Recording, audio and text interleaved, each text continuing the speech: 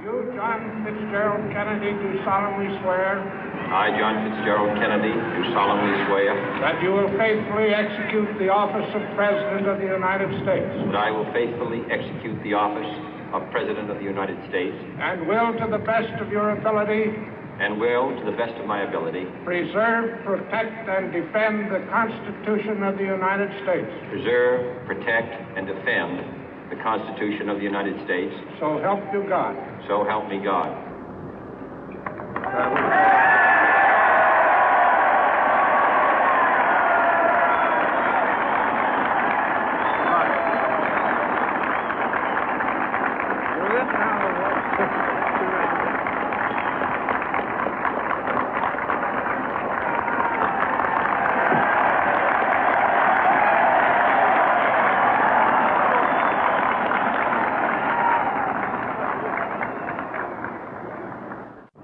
Vice President Johnson, Mr. Speaker, Mr. Chief Justice, President Eisenhower, Vice President Nixon, President Truman, Reverend clergy, fellow citizens. We observe today not a victory of party, but a celebration of freedom, symbolizing an end as well as a beginning, signifying renewal as well as change. For I have sworn before you and Almighty God the same solemn oath our forebears prescribed nearly a century and 3/4 ago. The world is very different now, for man holds in his mortal hands the power to abolish all forms of human poverty and all forms of human life. And yet the same revolutionary beliefs for which our forebears fought are still at issue around the globe. The belief that the rights of man come not from the generosity of the state, but from the hand of God. We dare not forget today that we are the heirs of that first revolution. Let the word go forth from this time and place to friend and foe alike that the torch has been passed to a new generation of Americans born in this century, tempered by war, disciplined by a hard and bitter peace, proud of our ancient heritage, and unwilling to witness or permit the slow undoing of those human rights to which this nation has always been committed and to which we are committed today at home and around the world.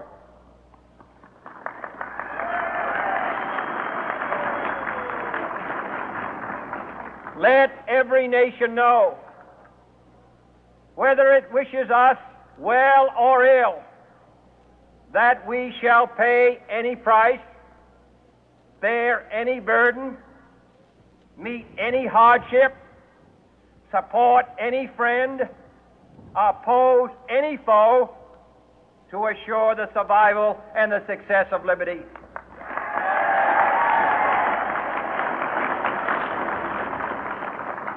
This much we pledge and more.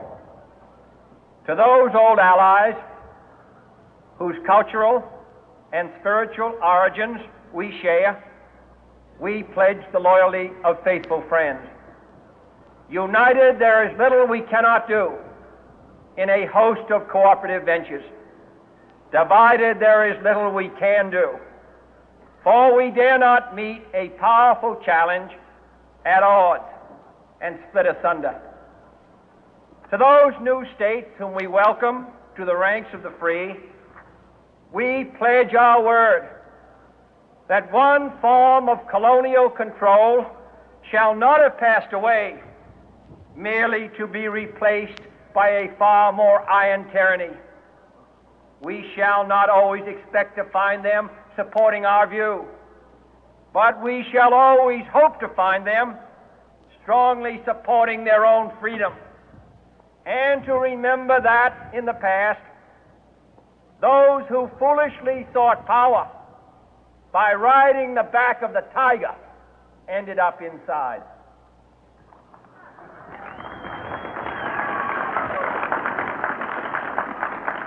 To those people in the huts and villages of half the globe struggling to break the bonds of mass misery, we pledge our best efforts to help them help themselves for whatever period is required, not because the communists may be doing it, not because we seek their votes, but because it is right. If a free society cannot help the many who are poor, it cannot save the few who are rich.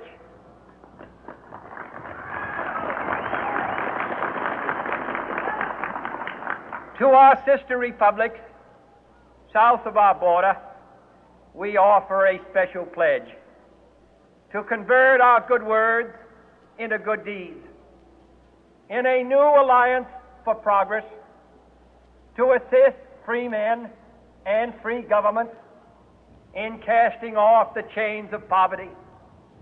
But this peaceful revolution of hope cannot become the prey of hostile powers.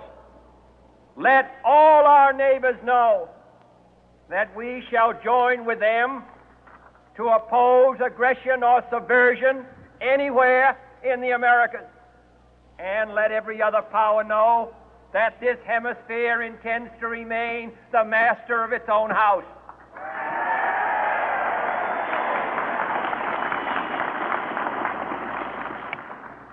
To that World Assembly of Sovereign States, the United Nations, our last best hope, in an age where the instruments of war have far outpaced the instruments of peace, we renew our pledge of support to prevent it from becoming merely a forum for invective, to strengthen its shield of the new and the weak, and to enlarge the area in which its writ may run.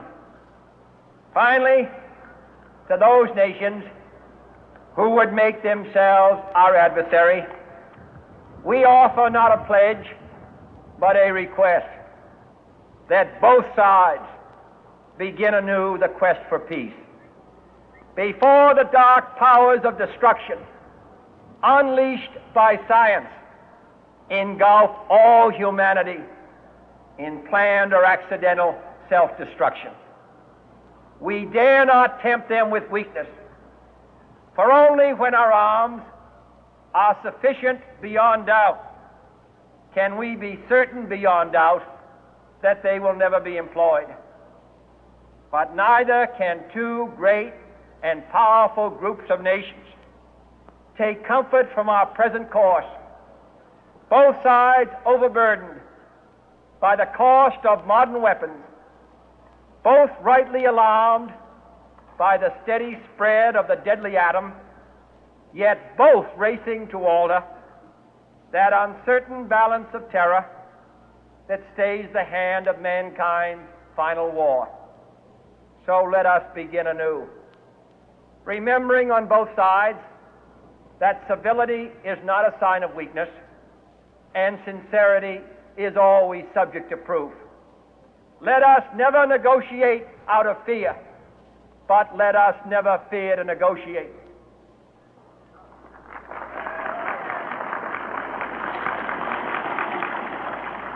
Let both sides explore what problems unite us, instead of belaboring those problems which divide us. Let both sides, for the first time, formulate serious and precise proposals for the inspection and control of arms, and bring the absolute power to destroy other nations under the absolute control of all nations.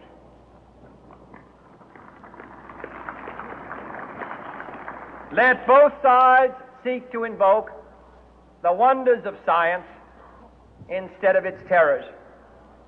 Together, let us explore the stars, conquer the deserts, eradicate disease, tap the ocean depth, and encourage the arts and commerce. Let both sides unite to heed in all corners of the earth the command of Isaiah to undo the heavy burden and let the oppressed go free. And if a beachhead of cooperation may push back the jungle of suspicion, let both sides join in creating a new endeavor, not a new balance of power, but a new world of law, where the strong are just and the weak secure and the peace preserved. All this will not be finished in the first 100 days, nor will it be finished in the first 1,000 days, nor in the life of this administration, nor even perhaps in our lifetime on this planet. But let us begin.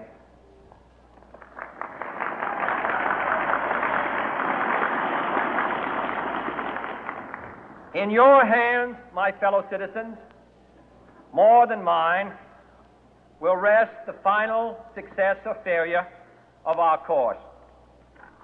Since this country was founded, each generation of Americans has been summoned to give testimony to its national loyalty.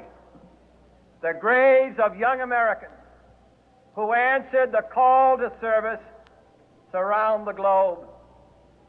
Now the trumpet summons us again, not as a call to bear arms, though arms we need, not as a call to battle, though in battle we are, but a call to bear the burden of a long twilight struggle, year in and year out, rejoicing in hope, patient in tribulation, a struggle against the common enemies of man, tyranny, poverty, disease, and war itself. Can we forge against these enemies a grand and global alliance, north and south, east and west, that can assure a more fruitful life for all mankind? Will you join in that historic effort?